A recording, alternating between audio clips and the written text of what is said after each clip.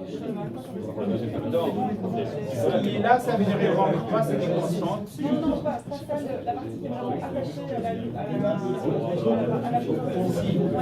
Ça, c'est les paramètres. En fait, derrière, on utilise de l'intégrale, l'intégration numérique à base de Rothschild, c'est la méthode numérique.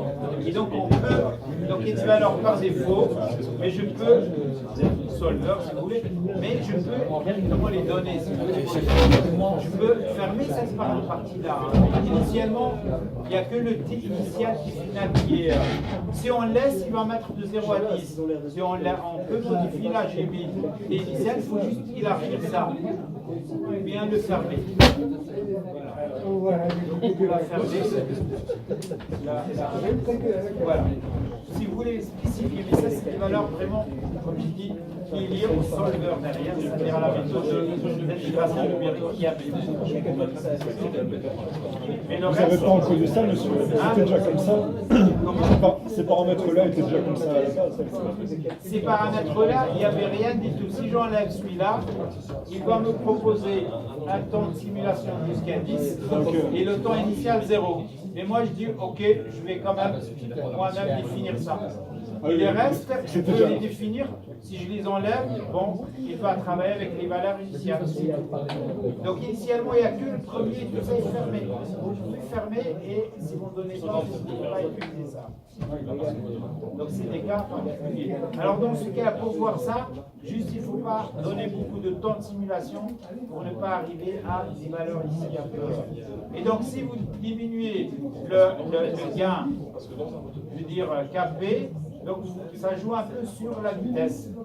Ça veut dire sur le système rapide ou moins rapide. D'accord? Normalement ici, il devient mieux. Si j'augmente aussi, ça peut être mieux. Si le gain ici est petit, je peux avoir une erreur permanente.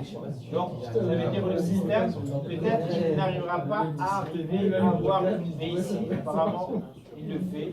Si je diminue encore les paramètres de KP, vous voyez ici une erreur ici. Ça, c'est l'erreur permanente. Pour remédier à ça, absolument, c'est ça qu'il faut augmenter. Voilà, vous voyez que pratiquement, il est devenu 0. Si je mets une valeur très petite, j'aurai une erreur permanente. Ça va? Si je mets une valeur très petite ici, je vais avoir un signal, normalement une réponse qui est un peu lente. Là, il est déjà là, peut-être qu'il sera là. Vous voyez? Donc il est lent, il n'arrive pas du tout. Donc si je passe jusqu'à 2, il s'approche. Il gagne au niveau de la vitesse, mais il y a toujours là l'erreur permanente. D'accord? Et donc, tout ça permet un petit peu de... Voilà, à partir de là, je commence déjà à avoir ce qui dépasse. Si je veux éliminer les erreurs permanentes, je dois un petit peu monter ça va. Si on met des trop grandes valeurs, on peut changer le système. Exactement. Et celui-là est très sensible à cette partie-là. La partie dérivative est très sensible. En général, on a une petite valeur au niveau de l'action.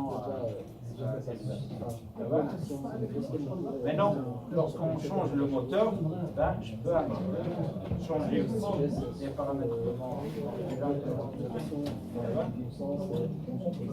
donc normalement, vous devez savoir implémenter ce genre de boucle.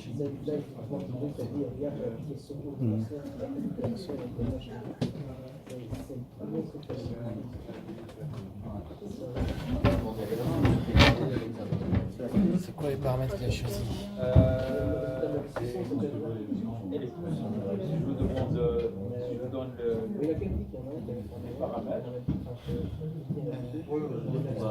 Si elle a connaître les deux méthodes, l'évaluation de la fonction. Concentré sur la stabilité. Si je vous donne le PID, vous pouvez l'implémenter, ça sera de l'implémentation. Par exemple, les paramètres de fluidité, vous pouvez la fonction, vous pouvez la développer. Là, vous pouvez le simplifier. Donc l'examen est officiellement le samedi prochain.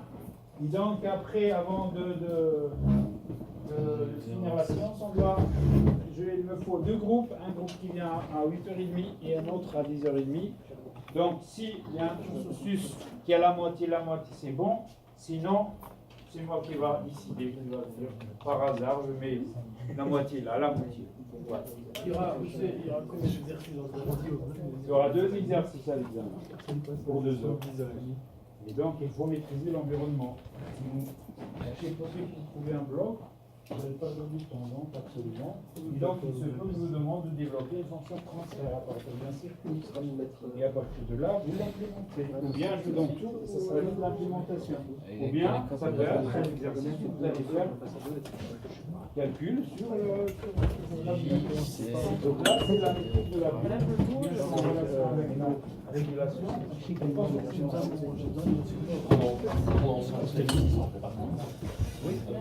Oui, sauf que je ne vous demande pas de connaître les calculs de PID. Mais si je vous donne les paramètres, je peux vous demander de simuler si je vous donne les paramètres. Ok, mais vous me donnez les paramètres. Oui. Je ne vous demande pas de calculer les tableaux de PID. Ça, je vous demande pas pour les examens de samedi. Si je vous donne mais la fonction de transfert, je peux vous demander de la calculer, la développer théoriquement et de la trouver. Ça, je veux savoir. Si je vous donne ça, je vous donne aussi les tableaux de la place. Pas d'apprendre à la place par Comme ça, on ne fait pas ça, on calcule. Hein? On peut avoir une fonction de transfert à calculer et simuler directement avec le module simulation fonction de transfert. Il calcule pas, Non, il simule. Oui, nous on calcule la fonction de transfert comme on intègre dans le module et lui il simule. Oui, donc la simulation, mais attention, si je vous demande d'utiliser là beaucoup de simulation, il ne faut pas utiliser l'autre module le plus déjà prêt qu'on utilise dans la formation. Je préfère celui-là.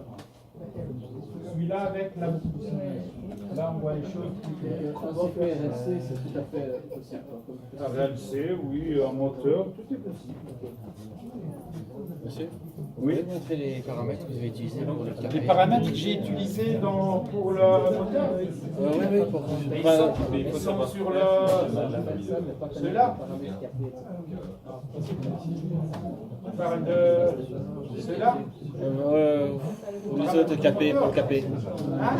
Oui, mais c'est pour le capé, pour la régulation, pour le PID. Le PID, voilà. Ok. Mais ça ne veut pas partir tout seul. Voilà KP, KD. Mais déjà ici, avec des valeurs différentes, plus petites, les valeurs plus petites, ça donne déjà des réponses assez satisfaisantes.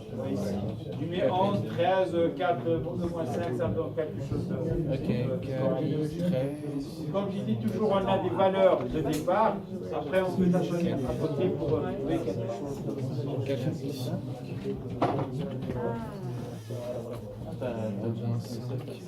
Et donc l'examen, vous aurez l'examen samedi prochain, ça veut dire demain il n'y aura pas cours.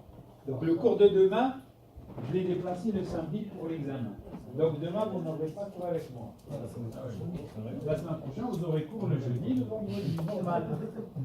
Jeudi, c'est un cours normal. Le vendredi, c'est le dernier cours du vendredi. Et le samedi, vous aurez l'examen.